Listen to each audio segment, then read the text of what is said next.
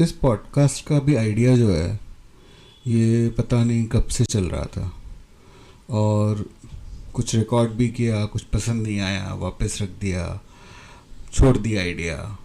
लेकिन बार बार ये लग रहा था कि नहीं, पॉडकास्ट करना चाहिए और इसीलिए आज फिर से एक प्रयास कर रहा हूँ। और इस बार ये प्रयास थोड़ा सा स्पेशल है क्योंकि मैं ये डेडिकेट कर रहा हूँ मेरी छोटी बहन को, जब हमारे बीच नहीं है। 2020 में वो हमारे साथ छोड़ के चली गई थी। तो समय लगा, मैंने इस बारे में लिखा भी है, लेकिन आज मैंने सोचा कि चलो इसको सुनाया जाए। इस बार मैं उसको याद करूँगा, तो कुछ सुनते हुए, कुछ सुनाते हुए। जो सुन रहा हूँ वो मैं सुना नहीं सकता हूँ क्योंकि कॉपीराइट्स का इशू है, लेकिन उसके पसंदीदा गाने हैं और मैं उनका बीच बीच में जिक्र ज़रूर करता रहूँगा। तो आज उन्हीं यादों को याद करते हुए इस सीमित यात्रा की शुरुआत कर रहा हूँ। इसमें मैं आपके साथ साझा करूँगा अपने जीवन के कुछ अनछुए, कुछ अनकहे पल के बारे में और कुछ ऐसी चीज़ों के बारे में बात करूँगा जो कि मेरे दिल के बहुत करीब हैं। कुछ ऐसे लोगों के बारे में बात करूँगा जो कि मेरे दिल के बहुत करीब हैं। कुछ ऐसी फिल्मों के बारे में भी बात करूँगा जो कि मुझे बहुत पसंद आई, और कुछ ऐसी भी जो कि मुझे बिल्कुल पसंद नहीं आई। और कुछ ऐसी किताबों के बारे में भी बात करूँगा जिनको कि मैंने पढ़ा और बार बार पढ़ा, और जो एक मेरी लाइब्रेरी में एक मतलब परमानेंट जिनकी प्लेस है, वैसी किताबों के बारे में भी बात करूँगा। लेकिन आज की बातें सिर्फ और सिर्फ पम्मी को समर्पित, love you and miss you. तो आपके जीवन में आपको बहुत सारे लोगों से सीख मिलती है और ज़्यादातर वो सीख जो है आपको उन लोगों से मिलती है जो आपसे बड़े होते हैं, जिनका अनुभव आपसे ज़्यादा होता है। कभी कभार आपको जो आपसे उम्र में छोटे होते हैं वो बहुत कुछ सिखा जाते हैं। और ऐसी ही सीख या सीखें कहूँ मुझे मिली मेरी छोटी बहन यशस्विता, जिनको कि प्यार से पम्मी जो हैं वो मुझसे साल 1.5 साल छोटी हैं, और लेकिन बहुत बड़ी सीख दे करके गई हैं। हम सभी को इस जीवन में जब हम अपना जन्म लेते हैं तो उसके बाद एक ही चीज़ निश्चित होती है कि आपकी मृत्यु निश्चित है, सभी की। हम में से ज़्यादातर लोगों को, 99.9% लोगों को ये नहीं पता होता कि वो दिन कब होगा जब हम आखिरी बार सांस छोड़ेंगे, लेकिन वापस सांस लेंगे नहीं। यशस्विता को ये बात पहले से मालूम थी कि उनकी आखिरी सांस अब किस दिन होने वाली है, और ये सब जानते हुए भी ये सच्चाई उनके साथ थी। और शायद उस दिन से साथ थी जिस दिन उनकी सर्जरी हुई, और सर्जरी के बाद डॉक्टर ने बता दिया कि हालत कैसी है और कितना समय है। तो लेकिन ये सच्चाई हम लोगों तक बहुत देर से आई, और शायद हम लोग को मालूम, हम सभी को था, और लेकिन आप तैयार नहीं होते हैं। या फिर मैं ये कहूँ कि अपने केस में मैं तो ये कह सकता हूँ कि तैयार होने का नाटक करते हैं।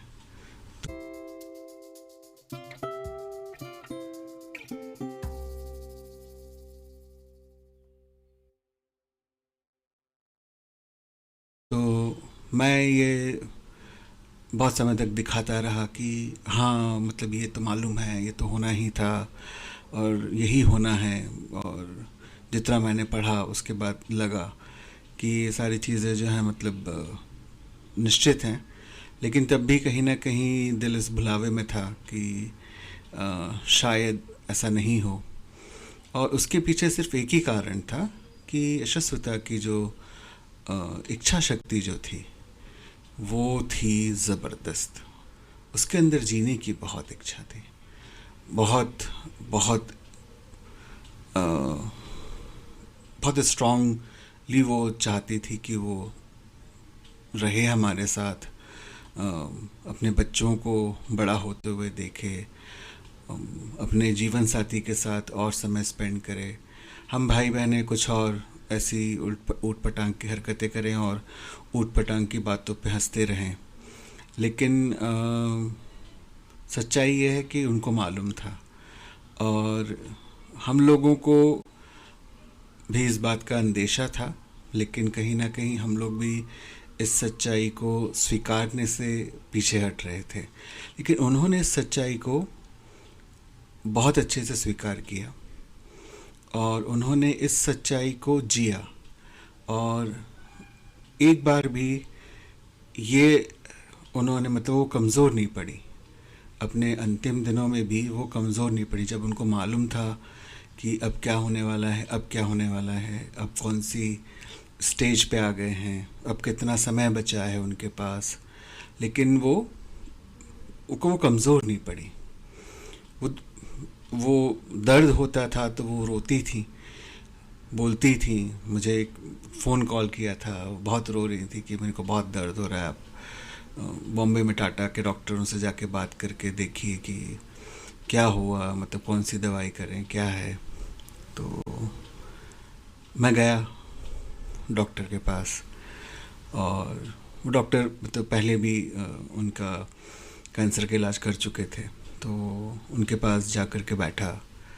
उन्होंने, चूँकि वो मेरे को पहले से मतलब मिल चुके थे तो शायद एक थोड़ा सा एक परिचय था, तो उन्होंने ज़्यादा मतलब बात इधर उधर घुमाई नहीं और उन्होंने साफ साफ ऐसा बता दिया कि भाई ऐसा ऐसा सिचुएशन है और ज़्यादा दिनों की बात नहीं है।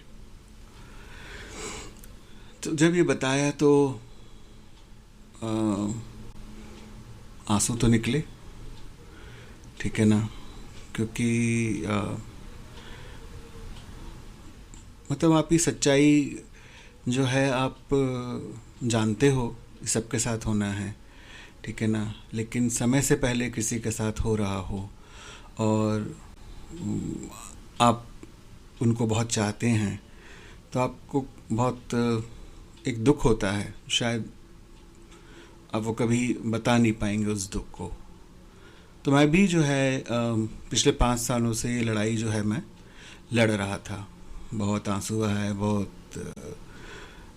गंदे तरीके से आंसू बहाए और लगा कि पता नहीं क्या है। और लेकिन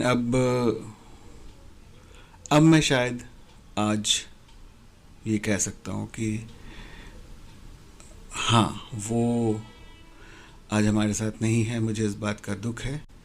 लेकिन वो जहाँ हैं मुझे मालूम है कि वो वहाँ पे ज़्यादा बेहतर स्थान पे हैं, क्योंकि जिस हालत में वो थी मुझे नहीं लगता कि मैं या हम में से कोई भी जो भी उसको प्यार करते हैं उसको उस हालत में ज़्यादा समय तक देख पाते। तो ये सीख जो है मतलब जीवन को कैसे जीना है और मतलब बिना ड्रामा के, बिना इसके आंसू के, और स्ट्रांग बन के तो नहीं, ज़रूरी नहीं है कि आप नहीं रोएं तो आप स्ट्रांग नहीं है, लेकिन मतलब इसको आपने एक्सेप्ट कर लिया। इस सच्चाई को एक्सेप्ट करना जो है वो एक बहुत बड़ी बात होती है। और जीवन में आपके जो हमारे आसपास लोग रहते हैं, हम जिनको प्यार करते हैं, उनका जाना हम लोगों के लिए एक बहुत बड़ा एक शॉक होता है, एक सदमा होता है, एक झटका होता है। और उस सदमे से उबरते हुए हमें काफ़ी समय लग जाता है। कई बार तो हम चूँकि अपनी ज़िंदगी में इतने व्यस्त हो जाते हैं कि आप धीरे धीरे उस चीज़ को, उस एब्सेंस को, उस वैक्यूम को एक्सेप्ट कर लेते हैं। लेकिन कई बार ये जो एक्सेप्टेंस जो है ये थोड़ा सा लंबा समय लेती है, और क्योंकि बहुत सारी यादें होती हैं, और जब आपको वो यादें बार बार आती हैं तो आप एक्सेप्ट नहीं कर पाते हो। तो मैं ये नहीं कहूँगा कि वो यादें आज नहीं हैं, वो यादें आज भी हैं, वो दिल को दुखाने वाली यादें आज भी हैं। लेकिन कहीं ना कहीं दिल में एक तरीके से ये मान भी लिया है कि वो अब जहाँ भी है वो एक बेहतर स्थान पे है, और पता नहीं कितनी खुश होगी, क्योंकि लड़ने झगड़ने वाले लोग तो सब यहीं पर हैं।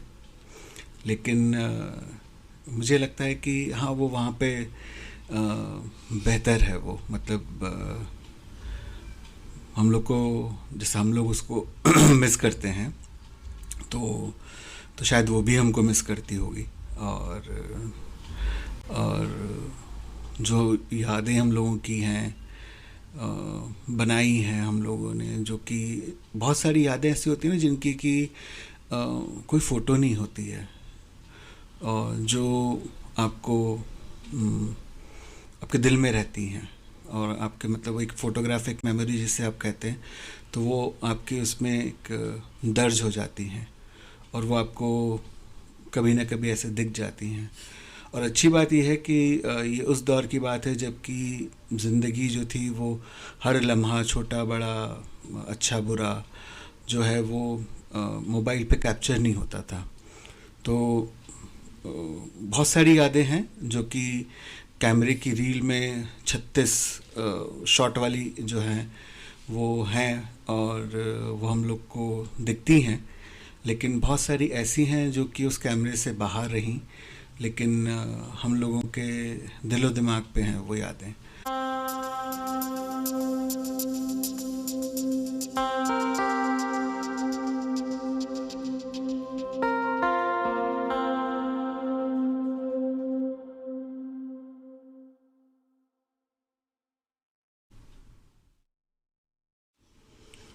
अब मैं उनको, ये जो पम्मी को मैं कल्लों कल्लों कहता रहता हूँ, लेकिन एक्चुअली में वो पम्मी काली सांवली थी ही नहीं, और बड़ी खूबसूरत। और लेकिन पता नहीं, ये नाम मुझे को लगता है इसका इजाद जो है वो फिल्म लम्हे में श्रीदेवी का नाम पल्लवी था, और जो उनके पति जो बने, नहीं जो भी कोई पति एक्टर जो थे वो उनको पल्लों कहते थे, तो वो पल्लों कहते थे। तो फिर वो वहाँ से शायद मुझे लगता है कि उससे वो पल्लों से वो कल्लों शुरू हुआ। लेकिन मेरा जो नाम उन्होंने रखा था वो तो बिल्कुल सही रखा था, क्योंकि मेरा नाम मोटो डार्लिंग रखा था, तो वो मेरे को मोटो डार्लिंग बुलाती थी। और वो एकमात्र इस संसार में व्यक्ति है जिसको कि मुझे मोटो डार्लिंग बुलाने का हक था, और जो मुझे बुलाती थी तो मुझे बिल्कुल अच्छा नहीं लगता था, मुझे बहुत प्यारा लगता था। आज वो नहीं बुलाती है, आज मुझे कोई नहीं बुलाता है इस नाम से, लेकिन ठीक है। लेकिन जितना भी उसने मुझे बुलाया मोटू डार्लिंग, मुझे बड़ा प्यार से, वो फ़ोन पे हमारे मतलब भैया तो बहुत कम होता था, मोटू डार्लिंग ज़्यादा होता था, इसलिए मोटू डार्लिंग। और आप में से जिन लोगों ने मुझे देखा है वो जानते हैं कि नाम मेरे लिए बिल्कुल सही है। डार्लिंग वाला पार्ट मुझे नहीं पता, क्योंकि वो मुझे बहुत प्यार करती थी, मेरी छोटी बहन थी, तो शायद इसलिए मैं उसका डार्लिंग हूँ। मोटू तो खैर मैं हूँ।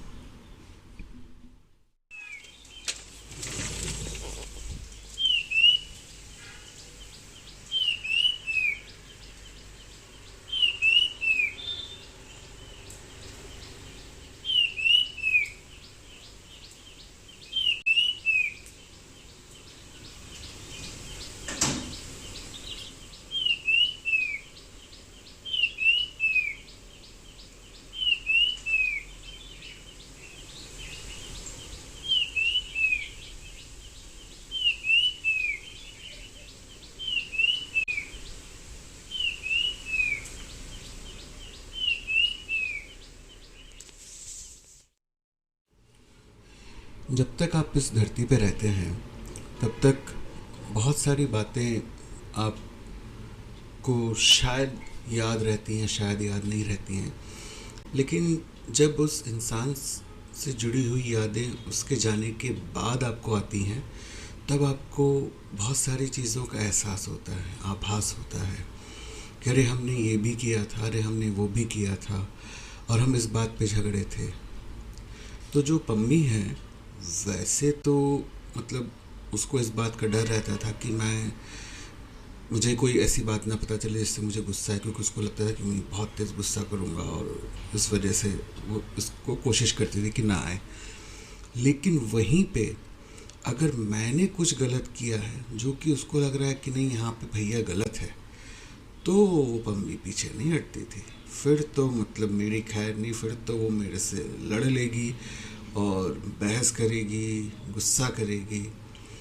और तो बहुत हुआ है, मतलब बढ़ते हुए जब हम लोग कुछ बातों पे डिफरेंसेस थे तो उस पे मैं कुछ और सोचता था, वो कुछ और सोचती थी, लेकिन उसको लगता था कि मैं जो कर रहा हूँ या फिर मैं जिस दिशा में आगे बढ़ रहा हूँ वो गलत है। तो वो मुझे रोकती थी और गुस्सा करती थी कि नहीं भैया ये गलत है, ये सही नहीं है। तो ऐसे बहुत सारी घटनाएं हैं जिनके बारे में कि मैंने बहुत लिखा भी हुआ है। अब जहाँ तक गानों की बात है तो गानों से पहले पढ़ाई की बात कर लेते हैं, क्योंकि पढ़ाई जो है पम्मी का एक बहुत ही जीवन का बहुत एक अभिन्न अंग रहा है। और हम सभी भाई बहनों में हम जो दो बड़े हैं उन लोगों की पढ़ाई लिखाई मतलब कुछ ऐसी ठीक ठाक ही थी। मतलब मेरी तो, मैं ज़्यादा उस बारे में बात ना ही करूं तो बेहतर है। लेकिन जो छोटे जो हैं वो दोनों पढ़ाई में बड़े अच्छे। पम्मी जो थी वो बहुत ही बढ़िया पढ़ाई करने में, मतलब उनका पढ़ाई में बहुत मन लगता और उनको एग्ज़ाम की चिंता रहती। हमें तो चिंता ये रहती थी कि मतलब किसी तरीके से क्या लिख कर के आ जाएं जिससे कि कॉपी का वज़न रहे और वो कॉपी का वज़न हमारे वज़न से मैच ना करे, लेकिन जो एग्ज़ामिनर जो है उस वज़न को देखते हुए थोड़े से कुछ मतलब नंबर दे दे। और अमूमन मतलब एक दो बार जो है ऐसा नहीं हुआ कि नंबर मन मुताबिक मिले, लेकिन ज़्यादातर जो है वो नैया पार लगी जाती थी। बट पम्मी के केस में जो था वो पढ़ाई लिखाई जो थी उनका एक बहुत ही क्लोज था उनके, और वो पढ़ाई बहुत मतलब शिद्दत के साथ करती थी। हम तो पढ़ाई मतलब ऐसे करते थे कि बस पढ़ना है, शायद हमें उसका आगे क्या यूज़ होगा पता नहीं। ये बात पम्मी के केस पे लागू नहीं होती थी, क्योंकि उन्होंने अपनी पढ़ाई बहुत अच्छे से करी और बहुत सिंसियरली करी। अब बात आती है हमारे यहाँ के जो संगीत चलता था, तो पम्मी को गानों सुनने का बड़ा शौक़ था और गाने सुनते सुनते मटकने का भी बड़ा शौक़ था। तो और वो मतलब काफ़ी अच्छा डांस भी कर लेती थी, लेकिन वो मतलब ज़्यादा नहीं कर पाती थी या नहीं करती थी क्योंकि शायद शर्मा जाती थी। लेकिन वो थोड़ा बहुत ही जितना करती थी तो वो बड़ा अच्छा करती थी। और माधुरी दीक्षित जो थी वो उनकी फेवरेट एक्ट्रेस हुआ करती थी। तो उनके दो गाने जो थे, एक तो किशन कन्हैया का गाना जो है आपको देख के, चंदा पे चकोर की होते हैं कुर्बान, उस पे वो बहुत बढ़िया डांस करती थी। और हम आपके हैं कौन के वाह वाह राम जी पे भी बड़ा अच्छा डांस करती थी वो। और माधुरी का एक और गाना बड़ा दुख दीना, आज हम बात कर रहे हैं बड़ा दुख दीना, लेकिन मैं दुख की बात ना करूँगा क्योंकि मैं उनकी अच्छी यादों को ही याद कर रहा हूँ। तो इस तरीके से तो उनको संगीत का, डांस करने का बड़ा शौक़ था। और हमारी शुरुआत में तो जैसे सब घरों में होता था, हमारे घर में भी रेडियो ही चलता था। टेप हमारे घर में बड़े दिनों बाद आया और हम लोग के काफ़ी मतलब बड़े होने के बाद हमारे जीवन में टेप का आगमन हुआ। तो फिर टेप आया, कैसेट्स आने शुरू हुए, फिर गाने सुनने का शौक़ और बढ़ा और अपनी अपनी पसंद के गाने। फिर टीवी आ गया तो गाने और देखने का भी मतलब, पहले तो सिनेमा हॉल ही हुआ करता था एकमात्र ज़रिया। फिर टीवी आया, टीवी पे गाने भी दिखने लगे। ऑन डिमांड तो उस टाइम नहीं हुआ करता था, तो उस टाइम आपकी अगर पसंदीदा एक्ट्रेस का गाना टीवी पे आ गया और वो जो आप पसंद करते हैं वही वाला गाना आ जाए तो मतलब आपकी तो लॉटरी लग गई। तो हम लोग की बड़ी एक कहिए कि एक होड़ लगी रहती थी क्योंकि अब ये संभव नहीं था कि हमेशा टीवी के सामने बैठे रहें। किसी न कोई ना कोई किसी न किसी काम में व्यस्त रहता था। तो और टीवी अगर चल रहा है और उस पर वो गाना आ गया तो किसी ने पहले देख लिया, और सपोज़ अगर वो माधुरी दीक्षित गाना है तो मैंने पहले देख लिया, तो मैं मतलब अपने आप को बिल्कुल लेना है कि क्योंकि अब वो अगली बार कब आएगा ये आपको नहीं पता है, और आपने वो पहली बार देख लिया, तो आप अपने आप को ऐसे प्रोजेक्ट करते थे जैसे कि भाई आपने बहुत बड़ा किला फतेह कर लिया हो। और यही बात जो है वो दूसरी तरफ भी लागू होती थी कि जो मुझे अभिनेत्रियाँ पसंद थी उनका अगर कोई गाना आ गया और उन्होंने देख लिया तो उसके बाद तो फिर मतलब बिल्कुल जब तक कि वो मुझे दिख ना जाए गाना तब तक तो मैं परेशान कि अरे मेरे को वो गाना देखने को नहीं मिला। तो ये हम लोग का एक अच्छा सा वो मजाक, हंसी मजाक वाला जो था वो सिलसिला बहुत समय का चलता था। बाद में तो फिर जब ऑन डिमांड आने लगा तो फिर यूट्यूब पे कुछ देखा तो शेयर भी कर दिया कि अरे ये कैसा है और देख लो। उसके बाद फिर उस पर हम लोग उसका डिसेक्शन भी करते थे कि अरे यार ये क्या गाना है और ये कैसा बनाया है। लेकिन पम्मी जो थी मतलब वो मैं उनसे काफ़ी ज़्यादा चीज़ें शेयर बेहतर पोजीशन पे हूँ, कंडीशन पे हूँ शायद कि मैं उस कहानी को उसके अंत तक लेके जाऊँ, क्योंकि मुझे लगता है कि जहाँ कहीं भी है अगर वो पढ़ रही हैं तो वो पढ़ेंगी उस कहानी को, वो कहानी उन तक ज़रूर पहुँचेगी।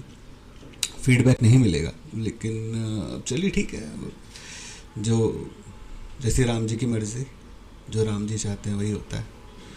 तो बस यही है कहानी हमारी प्यारी पम्मी की। Love you, miss you every single day, और विश यू वेल।